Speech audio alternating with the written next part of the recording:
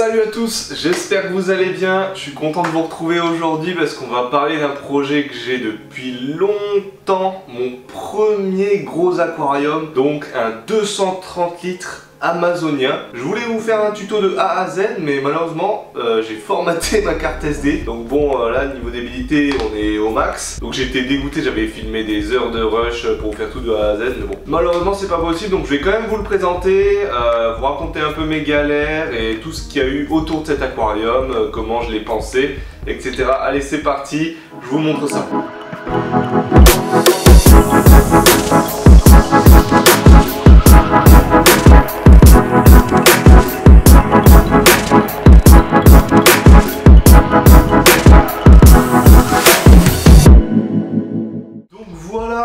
Mon aquarium 230 litres. Donc j'ai essayé de le faire en biotope amazonien.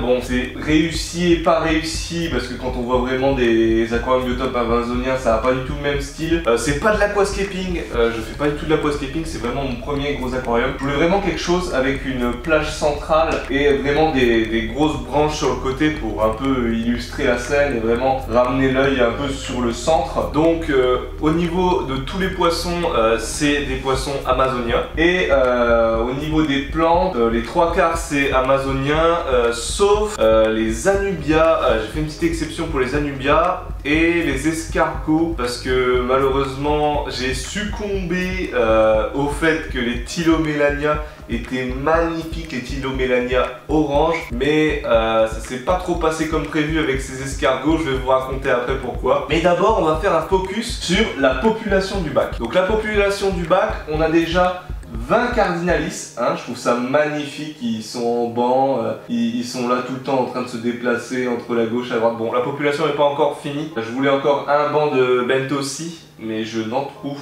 pas.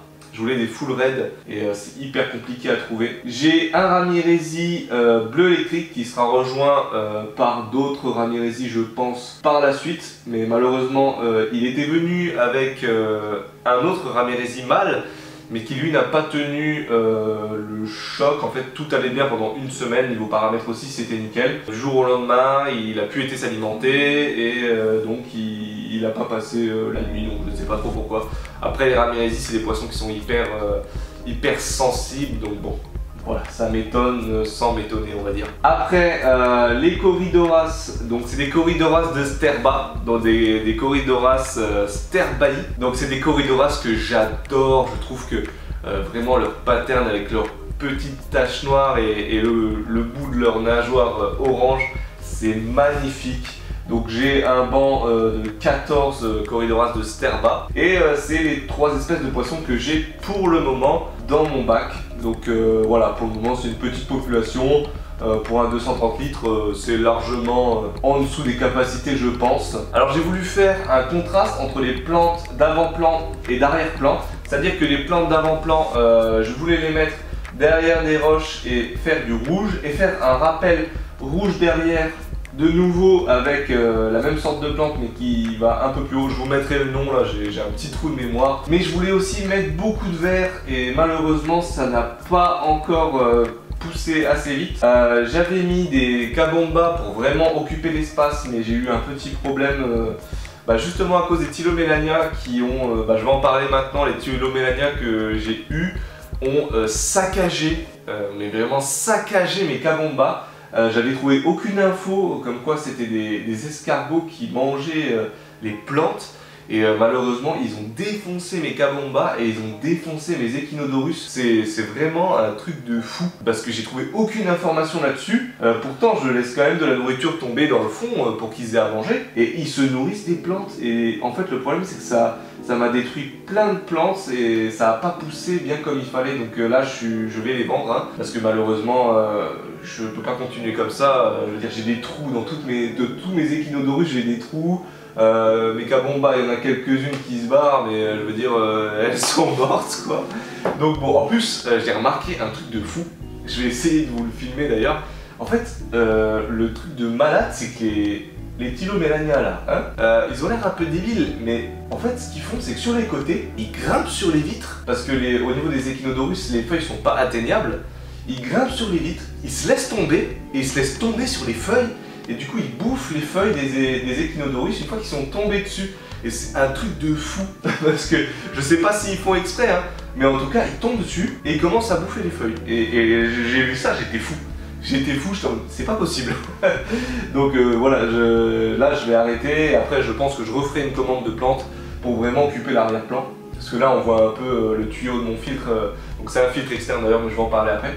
On voit un peu le tuyau de mon filtre qui passe là, et franchement niveau esthétique c'est pas top. Donc de toute façon comme je l'ai dit, c'est mon premier gros aquarium, il va sûrement y avoir des changements. Alors j'ai eu quelques galères avec cet aquarium, autres que les Philomélania. C'est-à-dire que au début j'avais un banc de 15 cardinalis, mais je voulais en rajouter 5 pour faire vraiment un banc bien compact. Bon, même si là ils sont pas du tout compacts, mais vraiment quand ils vont manger et des fois quand ils se déplacent ils sont bien compacts, donc c'est super agréable à regarder.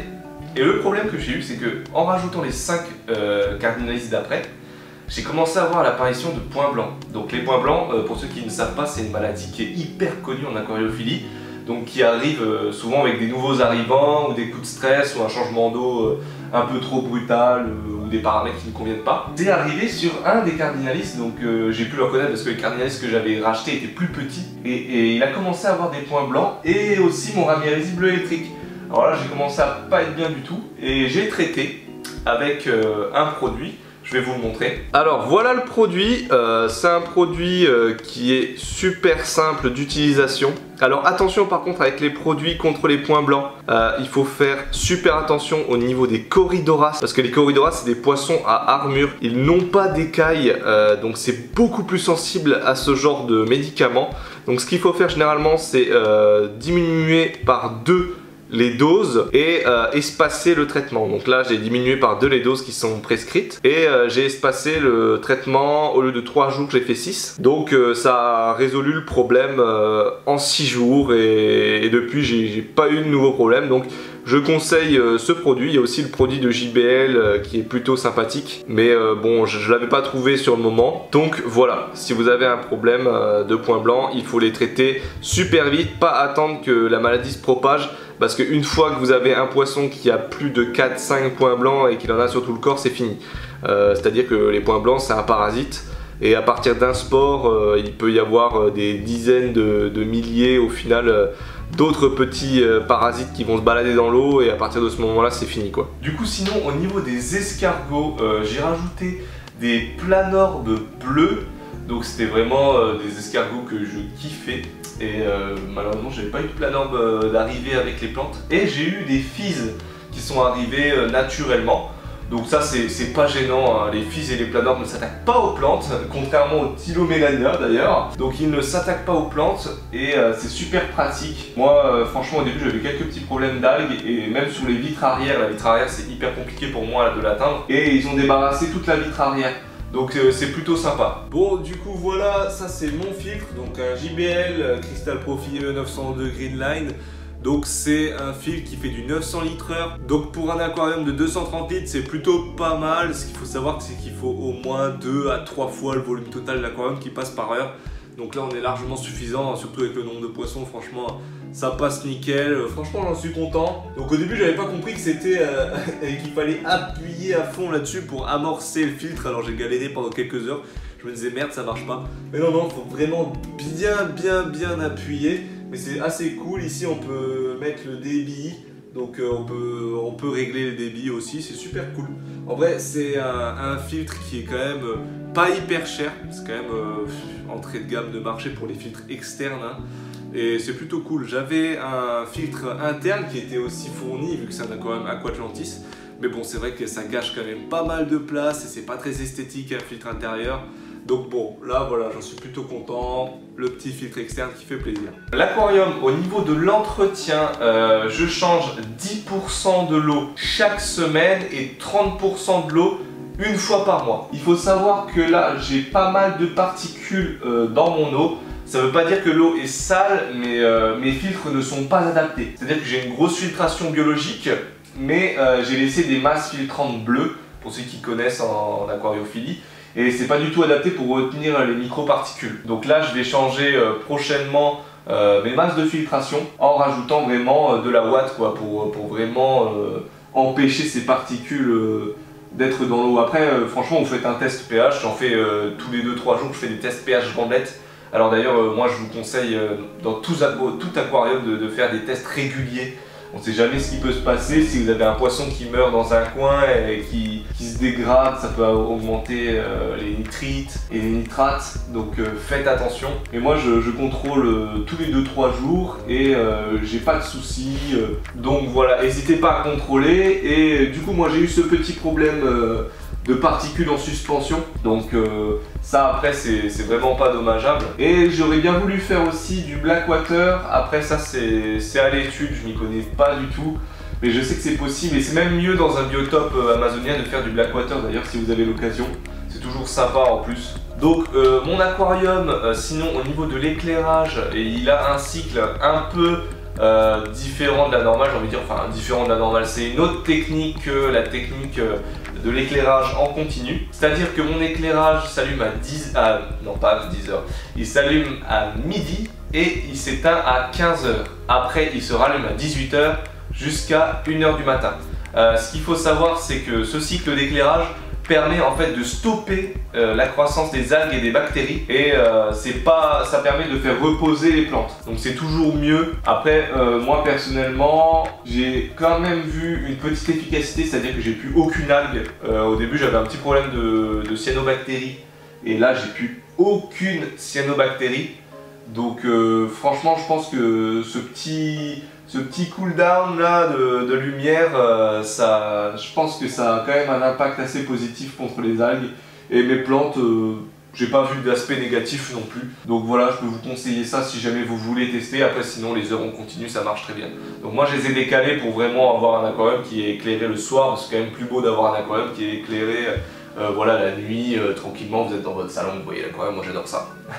Alors au niveau du substrat, sinon j'ai utilisé du sable de Loire. Pourquoi le sable de Loire? J'aurais pu utiliser du sol technique par exemple. Il faut être honnête, le sable de Loire c'est ce qui est le plus adapté au Corydoras. Moi le Corydoras c'est une espèce que j'adore, je voulais vraiment avoir un gros banc. Donc c'est vraiment bien adapté pour leurs barbillons, parce que si vous allez prendre par exemple du sol technique, non, normalement ça devrait aller. Mais certains sols vont devenir abrasifs pour les barbillons de vos Corydoras. Donc là, sable de Loire, c'est ce qui se rapproche le plus normalement de leur substrat naturel. Il faut savoir que c'est des poissons qui vivent dans un environnement un peu boueux, donc vraiment quelque chose avec pas mal de particules, hein. C'est pas des petits graviers ou autres. Et d'ailleurs c'est super bien parce qu'on voit vraiment qu'ils filtrent le sable, c'est-à-dire que franchement ils prennent des bouchées de sable et ils le filtrent. Et tout ce qui n'est pas de la nourriture, ils recrachent par leurs branchies, c'est super intéressant à regarder. Alors autre petite galère assez marrante qui m'est arrivée, c'est que j'ai mis mon aquarium en eau et malheureusement j'avais complètement oublié de couler mes racines. Alors je vous dis pas la tête, quand j'avais tout fait et que j'ai commencé à mettre de l'eau et que tout a commencé à se décoller avec les plantes, avec les racines. C'était un bordel incroyable. J'ai réussi à les caler là encore avec des pierres, mais là ça y est, elles ont enfin coulé. Mais c'était vraiment une galère. Et heureusement j'ai réussi à m'en défaire. Mais vraiment n'hésitez pas, et d'ailleurs il le faut, couler vos racines. Donc ce qu'il faut faire, c'est les mettre dans de l'eau pendant quelques semaines ou les rincer déjà à l'eau bouillante dans votre baignoire par exemple. Ça permet vraiment de faire couler les racines et de ne pas avoir de problème, hein, tout simplement. Il faut savoir que mon aquarium est équipé d'un système CO2 pour les plantes, et notamment ces plantes qui ont vraiment un aspect rouge. Il faut vraiment un système CO2, c'est hyper important, parce que sans CO2, le problème qui va se passer, c'est que vos plantes vont se développer, mais beaucoup moins vite, et elles seront beaucoup moins belles. Là vraiment, j'ai pris plein de plantes avec des reflets rouges, et je vois que ça envoie de la patate quoi, c'est vraiment du rouge intense et ça fait plaisir à regarder. Donc du coup, filtre CO2, moi j'ai un filtre CO2 à fermentation, donc qui diffère du filtre CO2 à gaz, avec des petites cartouches à gaz avec des bulles pré-réglées. Là c'est de la fermentation, écoutez c'est plutôt efficace, franchement c'est plutôt bien. J'avoue que selon la température par contre vous allez avoir plus ou moins de CO2, mais franchement c'est quand même efficace. Là ça fait 2 mois à peu près qu'il est en route et j'ai toujours des bulles de CO2. Après là il faut que je change, il faut savoir que c'est des recharges qui durent normalement 40 jours, mais c'est super efficace et c'est quand même assez pratique. Alors au niveau de l'alimentation, c'est hyper important de varier l'alimentation pour vos poissons. Donc moi j'utilise plusieurs produits. Alors, du coup en alimentation, j'utilise des flocons et des granulés principalement. Après, ce qu'il faut savoir, c'est que les granulés sont quand même mieux pour vos poissons que les flocons qui sont eux moins concentrés en protéines. Donc je varie, hein, tout simplement, pour avoir quand même une certaine diversité. Et je n'utilise pas que ça bien sûr, parce que bon, c'est quand même pas assez niveau diversité. Du coup, pour mes Corydoras, j'utilise ces petites pastilles de fond avec aussi ces pastilles coulantes qui sont aussi d'ailleurs pour le Ramirezi. Donc ce qu'il faut savoir, c'est que les granulés, il faut adapter la taille de vos granulés selon la bouche de vos poissons. C'est ce que je vous ai montré avant, les micro-granulés. Et ça, c'est avec des granulés plus adaptés pour les Ramirezi. Au niveau de la bouche, c'est bien mieux. Et les petits pelés là, c'est des pelés qui se dégradent au fur et à mesure dans l'eau. Ce qui va permettre à vos Corydoras de fouiller un peu toute la journée. Franchement, c'est super cool. Et même ceux-là, les Corydoras s'en nourrissent. Donc vraiment, vous les dispersez un peu dans l'aquarium, sur le fond de l'aquarium. Ils vont pouvoir tout simplement remuer le substrat et ça va permettre de les occuper un bon moment. J'utilise sinon des verres de vase rouges. Donc ça 2 fois par semaine pour les Corydoras et le Ramirezi. Alors il faut savoir que même les cardinalistes tapent dedans, hein. Ils sont vraiment tous fans de ça. Ce qu'il faut savoir, c'est qu'il faut quand même donner de la nourriture hyper diversifiée. Et tout ce qui est vers de vase, Daphnie, Artemia, c'est quand même bien pour les stimuler. Et ça va leur apporter vraiment une source de protéines et de nourriture vraiment différente. Sachant que c'est toujours mieux que des granulés ou des flocons. C'est vraiment là la best qualité niveau nourriture pour poissons. Mais il faut pas abuser, hein, parce que dans la nature, ils n'ont pas ça tous les jours. Donc moi ce que je fais, c'est que 2 fois par semaine je donne une petite pastille, tout simplement. Et tout le monde est ravi, tout le monde est content. Bon bah voilà, j'ai fini la vidéo, j'espère que ça vous a plu. N'hésitez pas à mettre en commentaire ce que vous pensez de l'aquarium. Encore dégoûté de pas vous avoir fait un tuto de A à Z sur l'aménagement de l'aquarium. Mais bon, c'est pas hyper grave. Vous aurez un suivi, je pense que ça va pas mal évoluer. Donc n'hésitez pas à vous abonner, à liker, à commenter encore une fois. On se retrouve la semaine prochaine. Salut à tous!